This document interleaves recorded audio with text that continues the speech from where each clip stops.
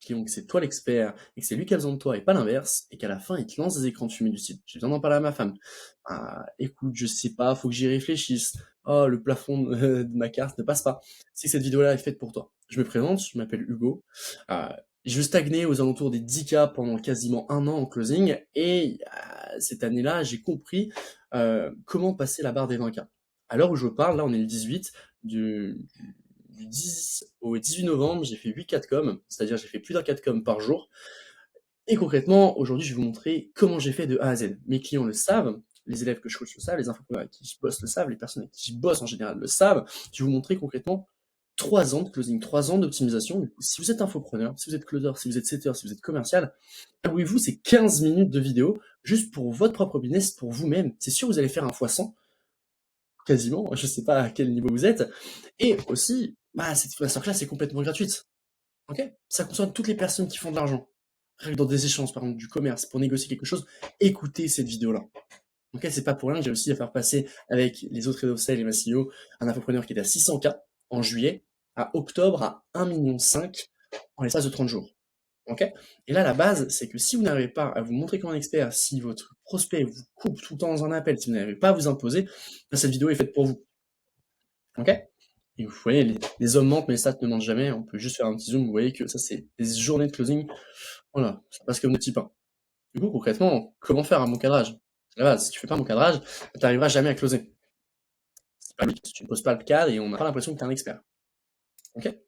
OK. Donc, comment va se dérouler cette vidéo? D'abord, je vais vous montrer c'est quoi un cadrage concrètement. Ensuite, on va voir concrètement à quoi ça va te servir. Et ensuite, que va ressentir le prospect, à quoi ça va lui servir aussi. Et bah, mon cadrage, mes tips, etc., vous verrez tout dans cette vidéo. Vous aurez des exemples, vous aurez des tips à mettre directement en place. Ils sont super simples. OK? Alors, tac, c'est quoi un cadrage? Hop, là, je vous ai mis une phrase du Loup de Wall Street et qui est super vrai. C'est: agis comme si tu étais au sommet, agis comme si tu étais déjà riche, déjà puissant, comme si tu étais un être supérieur et tu le deviendras. En fait, plus vous allez croire que vous avez réussi dans l'accompagnement que vous vendez, alors que vous êtes closer, plus vous allez y croire et plus votre prospect va y croire. Et dans un appel, il faut être un expert. Il faut montrer qu'on s'y connaît. Parce que moi, jamais de la vie, je lâche 10K à un sous-fifre. Jamais de la vie, je lâche 10K à un mec qui n'a pas confiance en lui parce qu'il connaît pas bien l'offre. Et jamais de la vie, je lâche 10K à un mec en qui j'ai pas confiance. Okay, il faut montrer que vous êtes un expert. Okay, ça, c'est la base. La base d'un cadrage, c'est complètement prendre le leadership. Okay, c'est de passer du vendeur qui supplie qu'on lui achète à 2 personnes qui échangent et une personne qui va sélectionner cette personne-là. Okay, dans un appel, on n'est pas un vendeur, on est quelqu'un qui sélectionne des personnes qui veulent bien bosser. Donc, bien sûr, à la fin, c'est de le faire payer. Okay, mais c'est comme ça que ça doit fonctionner. Surtout dans un cadrage. Pourquoi ça change tout? Tout simplement, si vous faites un mauvais cadrage, c'est le prospect qui va avoir le leadership, il va se permettre de faire ce qu'il veut, et il va se dire que c'est vous qui avez besoin de lui. C'est vous qui encaissez. Sauf qu'on ne veut pas ressentir ça. Et le but, c'est que quand on fait un bon cadrage, quand on a une bonne dynamique, c'est montrer que tu as le pouvoir. Ok? C'est que tu évalues si le prospect va te correspondre. Aussi simple que ça. C'est ça la base d'un cadrage. C'est mettre du contexte, dire qu'il y a de la sélection, le prospect va vouloir prouver, et vous inversez les rôles. Aussi simple que ça. Il n'y a pas plus bête. Hop là. Et du coup, en vrai, à quoi ça me servir de faire un bon brise-glace? Enfin, un bon cadrage, pardon. Hop. À quoi ça va me servir? Aussi simple que ça. Ok. À quoi ça va te servir? Head of Sales, pour ceux qui savent pas, c'est un manager de closer. C'est-à-dire, moi, là, aujourd'hui, je manage plus d'une soixantaine de closers. Même là, au moment où je parle, je manage 5 challenges en même temps. Ok? Alors, premier point, du coup, la base d'un cadrage pour toi, à quoi ça va te servir? C'est d'établir en fait ton autorité dès les premières secondes. C'est-à-dire que si le prospect dès les premières secondes, il voit pas que t'es quelqu'un qui est en place, il voit pas que t'es quelqu'un qui s'y connaît, il va se dire mais complètement comment ce mec-là il va m'aider? Comment lui, qui ne s'y connaît pas, va pouvoir savoir si je suis vraiment éligible à rentrer dans cet accompagnement? Comment il va savoir si je vais vraiment m'en sortir? Est-ce que je vais vraiment faire de l'argent grâce à lui? Est-ce que je vais vraiment avoir une transformation physique grâce à lui? Ok, c'est toutes les questions qu'il y a à se poser si tu n'as pas un semblant d'autorité. Par exemple, moi aujourd'hui, vous voyez, j'ai 20 ans. Je suis déjà des chiffres qui sont insane, comme vous avez pu le voir. Mais si dans des appels de B2B où je parle à des chefs d'entreprise, ils se fixent que sur mon âge, concrètement, ils vont se dire, oh, c'est un genou, etc. Mais sauf que quand ils me voient parler, en ce moment, ils disent, ok, il s'y connaît quand même. Il a du bagou, etc. Ça fluidifie l'échange. Ça, c'est la base. Et après, bien sûr, Le but, c'est de qualifier le prospect avant de perdre du temps. Votre temps, il est précieux. Le temps du prospect est précieux. Il faut lui dire exactement pourquoi il est là dans cet appel et qu'est-ce que nous on attend de lui. OK? Simple, efficace. Il faut qu'il valide. Moi, avant même de partir sur un cadrage que je fais tout le temps, même je pense que vous avez vu sur la précédente vidéo, sur le brise-glace, je fais tout le temps une transition du style: «OK, aujourd'hui, par exemple, Michel, c'est quoi la démarche de cet appel? C'est de la prise d'information? C'est de se lancer? Qu'est-ce qui se passe aujourd'hui? Où est-ce qu'on se situe?» Là, du coup, point 1, il va dire: «C'est de s'informer, après potentiellement de se lancer». Génial. Point 2, s'il dit juste s'informer, vous essayez de chercher quand même pourquoi il est là dans cet appel. C'est juste s'informer, c'est un peu du bullshit. Trouvez toujours la raison de pourquoi il veut se lancer. Voilà. Et je qualifie mon prospect, et cetera, et cetera, et cetera. Et après, bien sûr, le but de votre cadrage, c'est que quand vous avez le leadership sur quelqu'un, c'est que vous êtes supérieur par rapport à lui. Généralement, votre closing, bah, c'est beaucoup plus naturel, ça va être facile, hein. Le mec, il va vouloir prouver tout le long de l'appel: «Oui, je suis éligible à rentrer dans ton accompagnement. Oui, s'il te plaît, prends-moi, prends-moi, prends-moi». C'est mieux que ce soit vous qui lui dites: «Oh, s'il te plaît, achète mon accompagnement». Là, on passe directement dans la peau du vendeur, enfin dans la peau du mec qui sélectionne. Et c'est totalement différent. OK? Et après, bien sûr, le but de faire un bon cadrage, c'est de multiplier ton taux de conversion par 5, par 6. En fait, heu, un cadrage, c'est de poser les bases. OK? C'est comme si, par exemple, tu posais les rails d'un train. Si les rails sont bien posés, le train, il va arriver à destination. Voilà. Comment dire? Le closing, c'est, par exemple, finir en beauté ou, par exemple, faire payer le prospect, n'importe. Voilà. En fait, le cadrage, c'est ouvrir avec autorité. Aussi simple que ça. OK? Si tu rates ton cadrage, en fait, tout ton appel, tu vas ramer. Donc le courant, si tu réussis ton cadrage, bah, le prospect, bah, il va te supplier de le prendre, de prendre ton accompagnant. Et ça, c'est génial. Parce que si par exemple on part avec un prospect qui est super qualifié, qui a 5 000 € et que tu fais un super mauvais cadrage, le mec il va se dire: OK, j'ai le contrôle ici, j'ai mon argent, je vais voir si je le dépense ou pas. OK, en fonction de ce qu'il va me dire. Non, c'est pas ça qu'on veut. OK? Et voyons voir s'il peut m'aider. OK, je vais le tester un peu. Et généralement, quand le leads, il essaie de vous tester, quand le prospect essaie de vous tester, c'est horrible. Parce que c'est pas un super bon appel, vous êtes déprimé et c'est relou. Et ça vous donne même pas envie de closer. Surtout à la fin, vous êtes désarmé parce que dans votre phase de découverte juste après, il va rien vous dire. Il va juste vous poser des questions et ça, on veut pas. OK? Du coup, concrètement, il va prendre le leadership et ça, on n'aime pas. Alors que nous, on veut juste faire un bon cadrage. OK? Où il se dit: OK, waouh, il me supplie pas d'acheter, c'est un vendeur qui est différent, parce que c'est même pas un vendeur, c'est juste un coach. Voilà. N'ayez par contre pas la posture d'un vendeur. OK? Moi, c'est un point de vue que j'ai, qui est assez différent de chacun, enfin de chaque personne à qui je parle. C'est que généralement, quand vous êtes sur du B2B ou du B2C, vous êtes c'est généralement des personnes qui s'occupent de la sélection. Moi, j'aime pas dire ça parce que ça enlève ma posture d'expert. Moi, ce que j'aime bien dire, c'est faire une corrélation. Bah, je suis l'associé d'un tel, ou par exemple, je manage le campus d'un tel, ou je suis responsable de l'équipe des coachs, etc., etc., etc. Et du coup, c'est pour ça que je lance l'appel pour voir si en fait je peux sélectionner. Et en fait, vous avez directement cette posture d'expert, et il va pas vous comparer avec d'autres personnes. Ok, ça se permettra même pas. C'est votre travail. Jamais de la vie, il se compare. Ok? Et bien sûr, si vous le comparez avec d'autres personnes, ça c'est une objection à traiter, mais je ferai une vidéo sur comment traiter des objections. Même si le but, c'est pas d'être un killer en traitement d'objections. Voilà. Et là, concrètement, à quoi ça va servir aux prospects ou Jordan Belfort? Hop. À quoi ça va servir aux prospects? Ok, alors je réduis l'image. Bam. Ok. Premier point, déjà, le prospect, il va se sentir valorisé et respecté. Déjà, les premières choses. En fait, même avant de parler de ces 4 points-là, valoriser, respecter, en sécurité, protéger, motiver, se qualifier et être prêt à prendre une décision, en fait, il faut se dire que le cadrage, en fait, tu rends un immense service à ton prospect. C'est-à-dire que lui-même, il va se dire: OK, mais est-ce que je perds mon temps? Est-ce que je vais perdre de l'argent?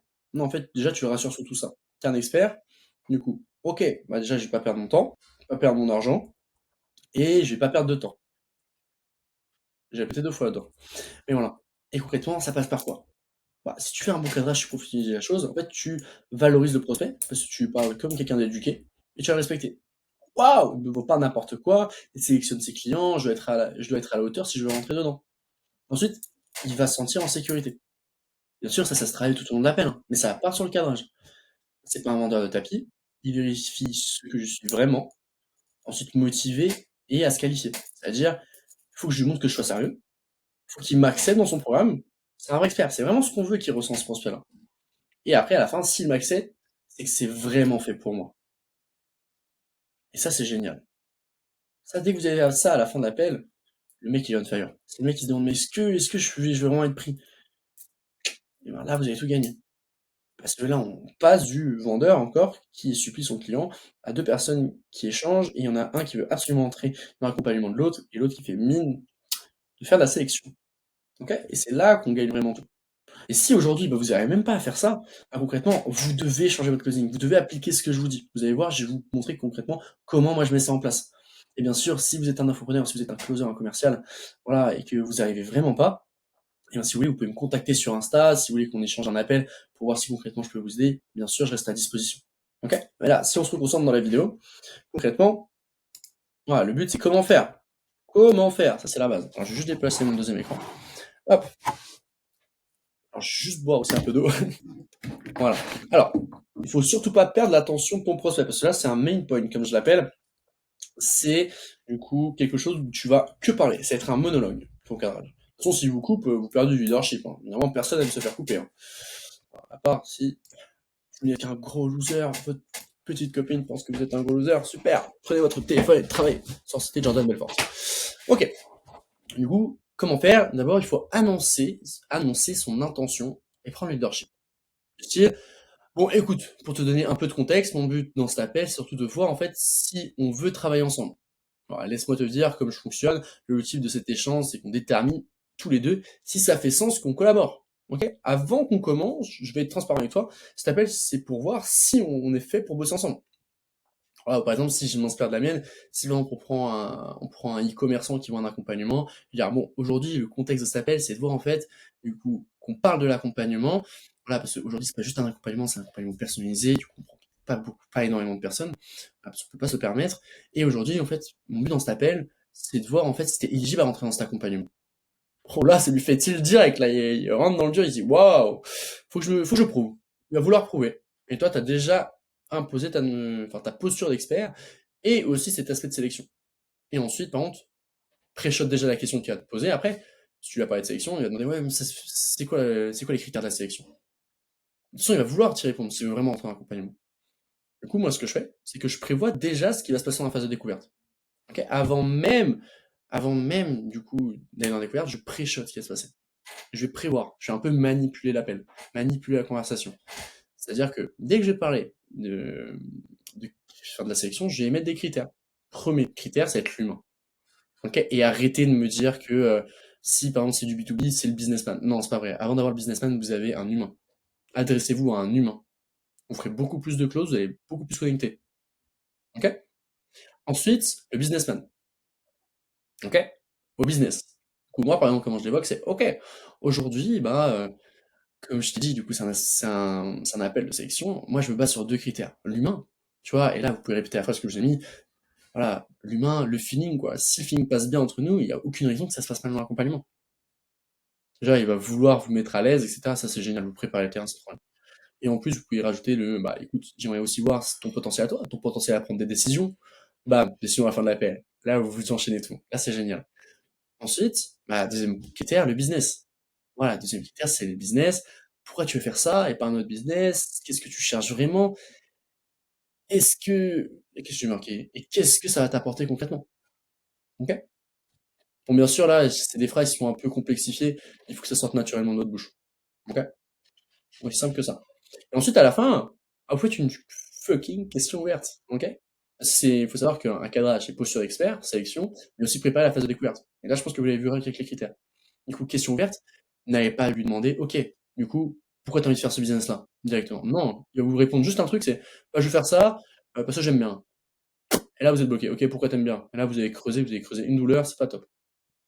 Non, pose une question ouverte, surtout. Moi, par exemple, c'est le qui es-tu? Bien sûr, je dis pas qui tu es, tu vois. Je fais, bon, bah, écoute, moi, aujourd'hui, je pense que tu vas le comprendre, je capitalise énormément sur l'humain. Du coup, est-ce que tu pourrais me parler de toi? Qui es-tu? Qu'est-ce qui t'anime au jour le jour? Pourquoi tu es là dans cet appel? Qu'est-ce que tu as envie de faire plus tard?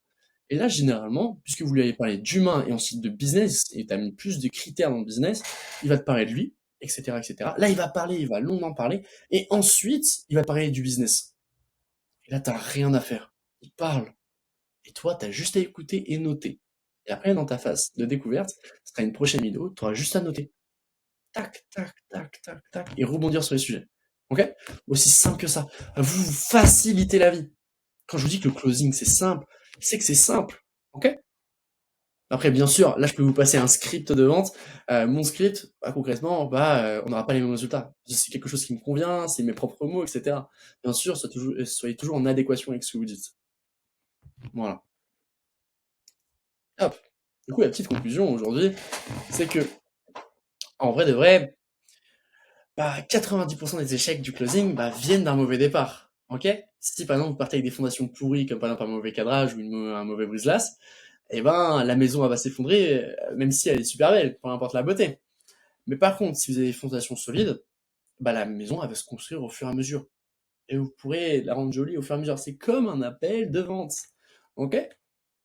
Au départ, si vous faites un départ raté et vous lui dites merci pour ton temps, alors parle-moi de ton projet et dans un cadrage, oh là là, horrible.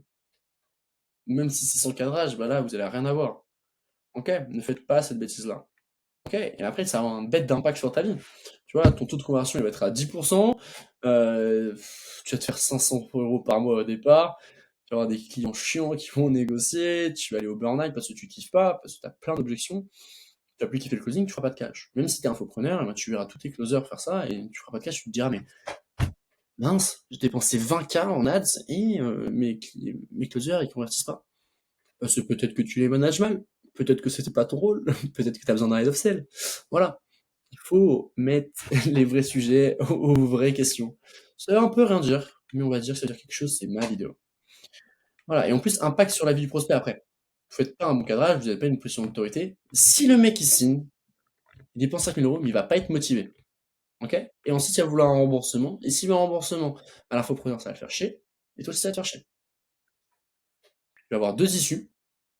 Non, plutôt une issue avec deux trucs. C'est que toi, le client va se faire rembourser. On va passer 1 heure, voire 1 h 30 à traiter des objections, sans rien. L'infopreneur, il va jamais te recommander. Il va jamais faire en sorte que tu reviennes vers lui pour closer.